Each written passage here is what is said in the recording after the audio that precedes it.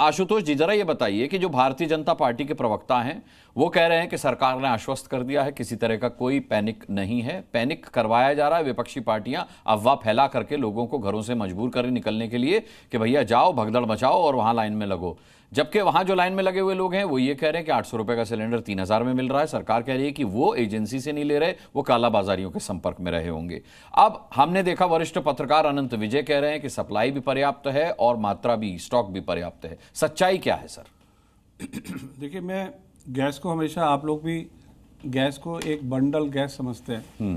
Gas दो भाग में आप समझिए, आप लोग भी समझे। एक है पीएनजी, पाइप नेचुरल गैस, जो घर आती है, उसकी कोई किल्लत नहीं है, ये मैं फिर बोल रहा हूँ। ठीक है। आज एक, लेकिन मैं क्लैरिफिकेशन देना चाहता हूँ। अभी मैं जब आ रहा था यहाँ पर तो किसी ने मेरे को मैसेज किया कि आईजीएल ने एक कम्युनिकेशन भेजी है कि you have to take arrange for the alternate fuel. वो गलती से चला गया, that is for industry and commercial connectivities, it is not for household. Therefore PNG की कोई दिक्कत नहीं। मैं पीएनजी का दूसरा फैक्ट आपको बताता हूँ कि भारत में पीएनजी कितनी लगती है। कोई आदमी पूछेगा साहब कितनी पीएनजी लगती है, तो 4% ऑफ 200 मिलियन, हमारी इंडिया की जो रिक्वायरमेंट है करीब 200 MMSCMD है, उसका 4% 8 मिलियन होता है। ठीक है। और हमारी जो डोमेस्टिक प्रोडक्शन है वो भी करीब करीब 100 मिलियन है। तो 100 मिलियन से 8 मिलियन कहीं नहीं जाने वाला।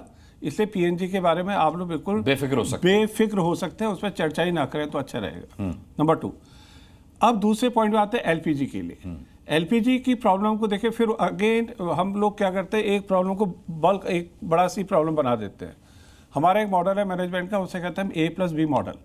The A model is for house hold, ठीक है, and B is for this industry, and एक और टर्म मैं आपको बताता हूँ, ऑटो एलपीजी। ऑटो एलपीजी में भी साउथ इंडिया में बहुत यूज होता है। करीब करीब 413 स्टेशन ऑटो एलपीजी के हैं। तो इन सेक्टर में पहले किल्लत आती है, इसको भी हम स्टेप बाय स्टेप समझे। ठीक है। कोई भी प्रॉब्लम एकदम यहाँ नहीं होती है, problem it has just started. तो अभी जो करेक्टिव एक्शन गवर्नमेंट ने लिए हैं उससे आप लोगों को बिल्कुल सहायता मिलेगी। एक में तीसरा फैक्ट, आप देखिए, सुनिए मेरी बात सुनिए। मैं बस एक बहुत छोटी सी समस्या का निदान चाहता हूं कि कहीं से उसका जवाब मिल जाए या उसका निदान मिल जाए। जी बताएं। कि ये जो लाइन लगाकर लोग खड़े हुए हैं, अगर सरकार ने आश्वासन दे दिया है तो ये लाइन में क्यों लगे हुए हैं? क्या ये मिसकम्युनिकेशन नहीं है? क्या ये जिम्मेदारी, क्या ये जवाबदेही सरकार की नहीं है? ये क्या होता है, ये आप समझिए, कोई भी अगर ऐसी घटना होती है ना, रिएक्शन होता है उसका, एकदम चीज विस्फोटित होती है। तो कहीं ना कहीं सरकार को एक प्रोएक्टिव एक्शन कहीं ना हो सकता है पहले लेना चाहिए था। भाई ऐसी समस्या आने वाली है, you need to preempt the people. आपको लोगों को अपने साथ में रखना चाहिए। तो एक मैसेज अगर पहले जाता है तो ठीक सी बात। अब मीडिया ने ही उसको इतना करते इस तक ले आया। सर मीडिया तो ग्राउंड जीरो से रिपोर्ट दिखा रहा है। मीडिया ने कभी ये नहीं कहा कि भागो भागो जाओ और एलपीजी की किल्लत होने वाली है। नहीं कहा, हम तो वही दिखा रहे हैं जो सरकार कह रही है कि भैया पैनिक बाइंग मत करें, अफवाहों पर ध्यान मत दें। लेकिन एक मैं आपको और डेटा देता हूँ पीपीएससी का।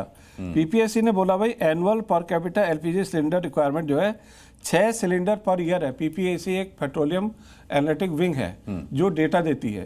उसका कहना है सर, कि आपकी सारी बातें सही आशुतोष जी, आप इतने सारे कागज लेके बैठे हुए हैं और इतनी सारी जानकारियां आपके पास है। एक छोटी सी जानकारी, ये गैस वाले, ये जो जहां एलपीजी वाले, ये अपने बायर्स को क्यों नहीं दे देते? एक एसएमएस क्यों नहीं भेज देते कि भैया मत आओ, कोई दिक्कत नहीं है, तुम्हारे घर का सिलेंडर हमारी जिम्मेदारी है, खत्म हो जाएगा, हम 21 से 25 दिन के अंदर आपको डिलीवर करवा देंगे, प्री बुकिंग पे सिलेंडर मिलता है, जो प्रोसीजर है उसी को फॉलो करें, यहां लाइन ना लगाएं। देखिए मैसेज भी करना चाहिए, क्योंकि देखिए इंडिया के बाद 23 ऑपरेशनल ऑयल रिफाइनरी है।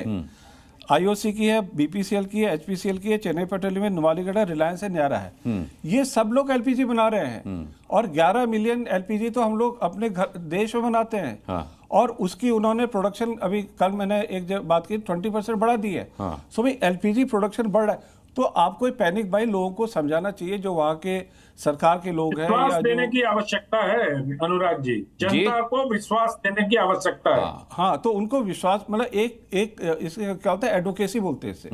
There has to be one advocacy from all the sectors.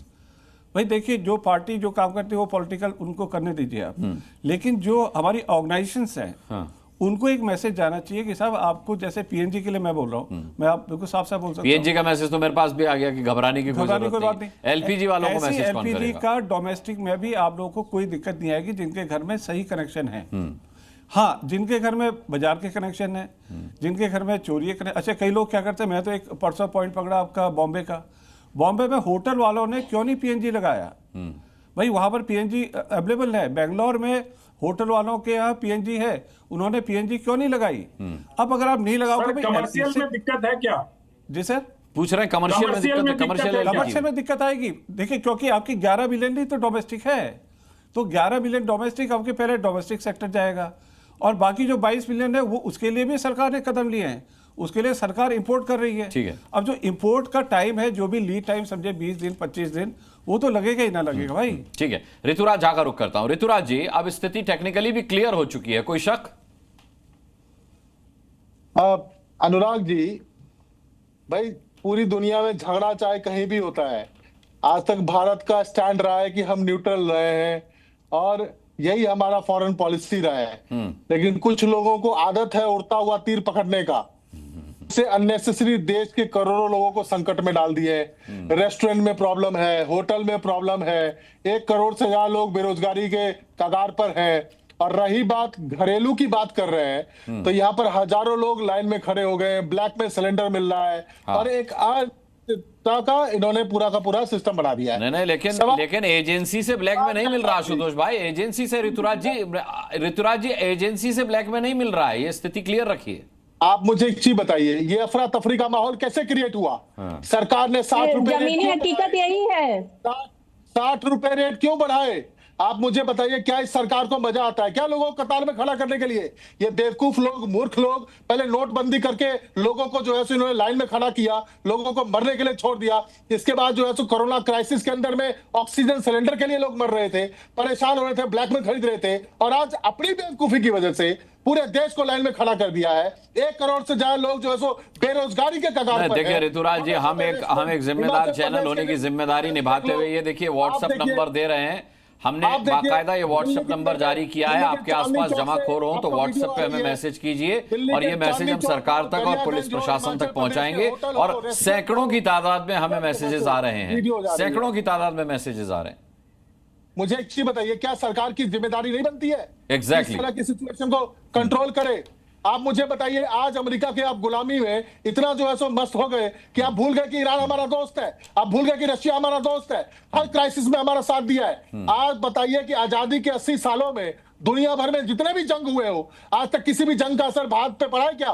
कभी ऑयल क्राइसिस हुआ है क्या? कभी हुआ है क्या? कभी नोटबंदी के लिए लाइन में लगे हैं क्या? कभी ऑक्सीजन के लिए लाइन में लगे हैं क्या? ये किस तरह की सरकार है? ये कैसे मूर्ख लोग हैं, कैसे बेवकूफ लोग हैं जो जबरदस्ती के क्राइसिस क्रिएट कर रहे हैं और उसके बाद सफाई देते हैं लोग बैठ करके? इनको शर्म आनी चाहिए। अच्छा, मैं इसका जफर भाई से जवाब लूं उससे पहले